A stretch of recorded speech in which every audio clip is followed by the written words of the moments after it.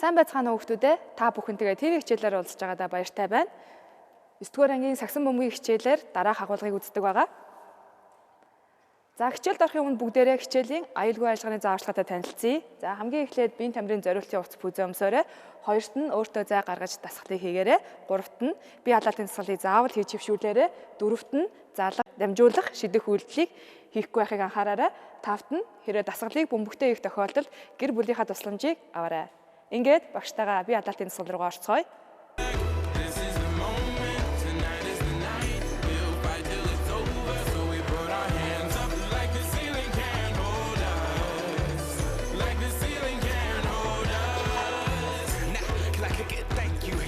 I'm so damn grateful. I grew up really wanna go fronts, but that's what you get when Wu-Tang raised you. Y'all can't stop me.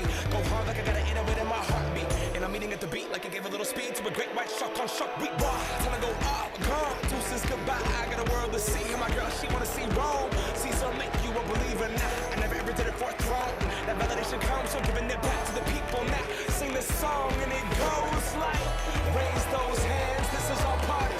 We came here to live life like nobody was watching. I got my city right behind me. If I fall, they got me. Learn from that failure, gain humility, and then we keep marching. За дуслаа. За өнөөдрийн хичээлийн сэдв сагсан бөмбөгийн зөв шилтийн техникийг тоглолтын үед ашиглах гэдэг сэдв байна. За энэ анимашны хөдөлгөөнийг сайн хараараа хүүхдүүдээ. Хажуу талаас нь энэ анимашны хөдөлгөөнийг харна.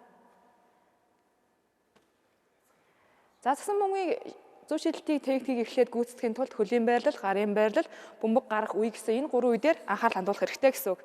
За дасгал нэг нь болохоор сагсан бөмбөгийн зөв шилтийн техникийг багш нь заах гэж байна. За гарын байрлалыг заана. Эрхийн хуруу, жигчийн хуруу хоёр бөмбөгийн голын зураасан дээр байрлана. Хуруунуудын үенүүдээр бөмбөгийг барьж өгнө.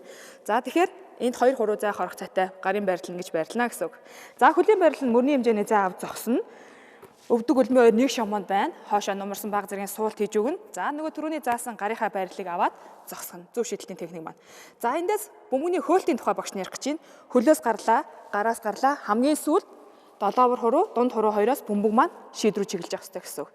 За тохой, өвдөг, өсгийн өлмийн гурав бүгдээрээ нэг шомонд байрлах хэрэгтэй. За одоо дасгал нэг энэ дасгалыг багшаагаа дагаад 10 удаа хийн. Бөмбөггүйгээр гэртээ их гэж байгаа учраас. За 1 2 1 2 1 2 хажуу талаас нь харуулъя. 1 2 1 2 1 2. За баруун гар маань шидэлтийн гар, нөгөө гар маань туслах гар болно. За дасгал 2. Дасгал 2-ыг тоглолтын сэдэв маань гүйлтийн үед зөв шидэх техник орох гэж байгаа учраас бүгдээрээ гүйлтэн дунд дандаа яах нь шидлтийг зөв хийж сурах нэ гэсэн үг. За тэгэхээр гэрийн нөхцөл хэрхэн хийх вэ гэхээр ингээд бяцхан талбай өөрсөндөө гаргаад бэлтжин гүйлтэн дундаас шидлт зөв шилтийн техникээ хийн гэсэн үг. За багш дасгалыг үзүүлье. За гүйлээ. Суулт. Суултаас үлгэлээ. Шидэлт.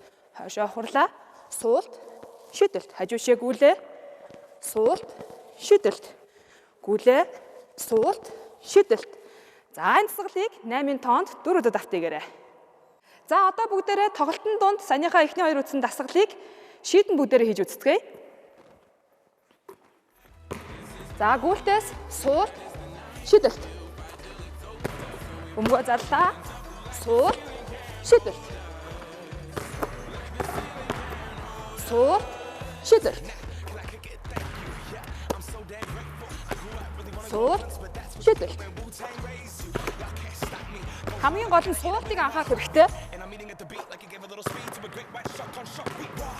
Суулт, шидэлт. За дасгалыг гэртээ гүйцэтгэрэй. За дараагийн нэг нэмэлт мэдээлэл бол зөв шидэхэд туслах хэрэглүүдийг та бүхэн танилцуулж байна. За хамгийн их нь болохоор энэ бөмбөгийн хурууг сайн салгах зорилттой ийм шидлтийн төхөөрөмж байна. Дараа нь болохоор энэ гарын 90 градусыг үүсгэхэд зориулагдсан энэ хоёр төхөөрөмж байна. За Монголд бол энэ төхөөрөмж маш ихээр зарагддаг учраас та бүхэн бас авч хэрэглээрэй. За багш нь та бүхэнд гэрийн даалгавар өгөх гэж байна.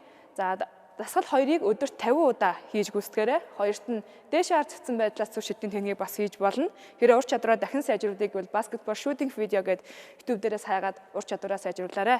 Амжилт хүсье.